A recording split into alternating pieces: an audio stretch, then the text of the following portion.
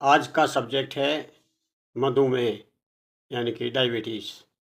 ये एक असाध्य रोग है और इसको आयुर्वेद में मधुमेह नाम से बोला है। इस आयुर्वेद के हिसाब से इसका समाधान आप चरक और अष्टांग संग्रह के अनुसार कर सकते हैं। और वीडियो शुरू करने से पहले हम अपना परिचय देना चाहेंगे।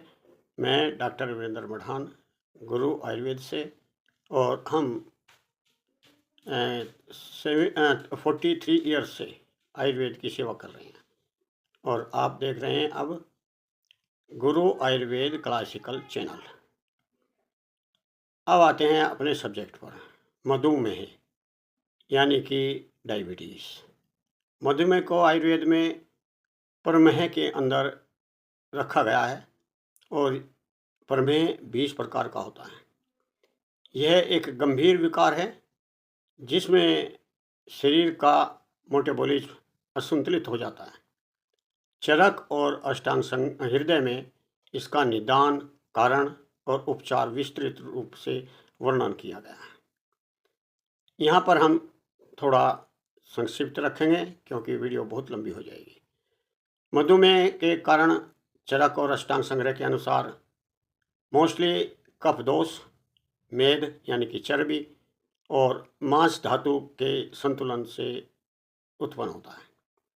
जब कफ, मेद और मांस में असंतुलित हो जाए, घट जाए या बढ़ जाए, कुपित हो, तब ये दोष उत्पन्न हो जाता है।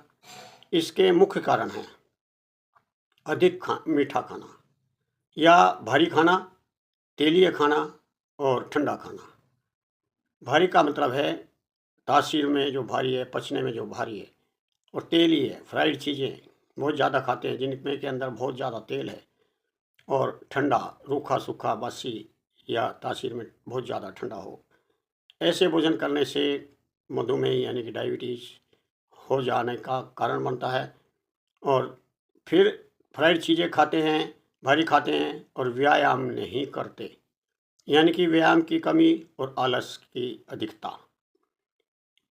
मधुमेह को पहले राज रोग माना जाता था क्योंकि राजा व्यायाम नहीं करते थे, मेहनत नहीं करते थे।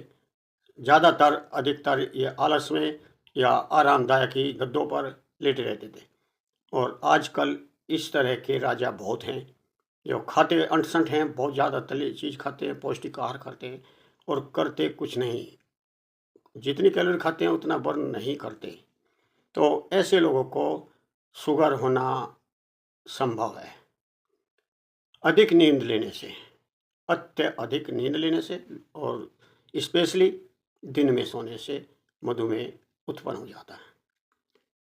जिन लोगों को मानसिक तनाव रहता है, चिंता में रहते हैं और भविष्य के बारे में भी वो नेगेटिव रहते हैं, नेगेटिव नकारात्मकता शुगर को बुलावा दे देती है।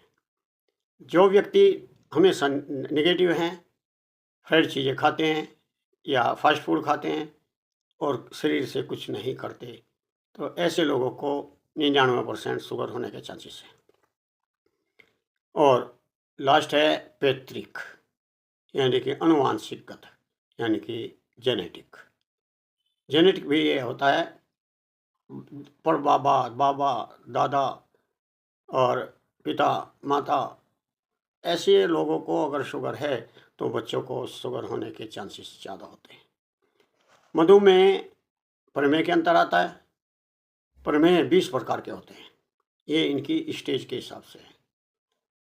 पहली स्टेज में यानी कि प्रमेह जो है कफज प्रमेह, सबसे पहले कफज प्रमेह, जब आपका भोजन नहीं पचता, सड़ता है, कफ बढ़ता है, आप पड़े रहते हैं, कफ कुपित हो जाता है, आप भारी चीज़, गरिष्ठ चीज़ खाते हैं तो कफ बढ़ जाता है, पाचन क्रिया ठीक नहीं होती, अपच होती है, तो ये आपको कफज प्रमेह पैदा हो जाते हैं। और ये प्रारंभिक अवस्था है। अगर आप लाइफ स्टाइल ठीक रखें, मेहनत करें, दिन में ना सोएं, फ्राइड चीज़ें ज़्यादा ना खाएं और मेहनत करें अपने शरीर से, तो ये प्रमेह ठीक हो जाते हैं स्वतः ही, बिना किसी ऑपरेशन के, बिना किसी दवा के, बिना किसी कोशिश के। आप लाइफ स्टाइल ठीक कर लें तो ये कफज प्रमेह 10 के 10 ठीक हो जाते हैं। दूसरे अवस्था है पित्त प्रमेह, पित्तज प्रमेह। ये 6 प्रकार के होते हैं। यह मध्यावस्था होती है जिसमें जलन और कमजोरी बढ़ जाती है। एसिडिटी, शरीर में दाह और शरीर का कमजोर होना, चुनचुनाहट बढ़ जाना, तो ये पित्तज प्रमेह के लक्षण हैं। ये भी 6 प्रकार के होते हैं। और जब ये 6 प्रकार के आप कोई ध्यान नहीं देते तो वातज प्रमेह, फिर वात भी आपको परेशान करता है, वातज प्रमेह बन जाता है। 4 प्रकार के ये भी हैं। ये गंभीर अवस्था है और जिसमें मधुमेह असाध्य हो जाता है।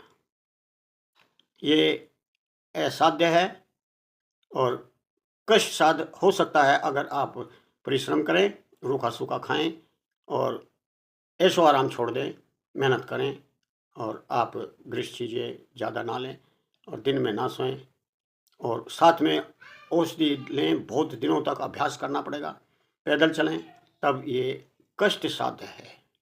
इसको ठीक करने के लिए काफ़ी कष्ट उठाने पड़ सकते हैं।